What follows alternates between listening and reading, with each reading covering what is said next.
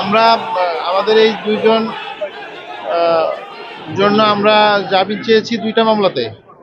একটি হলো আমাদের লীগের পারের, আর একটা হলো মস্তাপুরের। দুইটা মামলা জামিন চেয়েছি। এই দুইটা মামলাতে জামিন আবেদন নামঞ্জুর হয়েছে। বিজ্ঞ আদালত জামিন আবেদন নামঞ্জুর করেছেন। এটা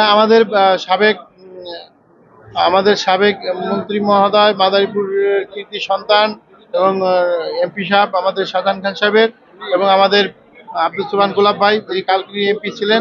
এই দুইজন আসামির জন্য আমরা জামিন চেয়েছিলাম। একটা হলো কাউসার সন্নামাত 460 জিআর, আর হলো 481।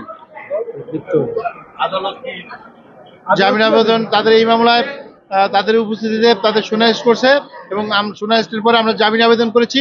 সেই জামিন আবেদন বিজ্ঞ আদালত নামঞ্জুর করেছেন। না, এই মামলায় আজকে সুনাইশ করছে। এখন পর্যন্ত রিমান্ডের আবেদন আসেনি।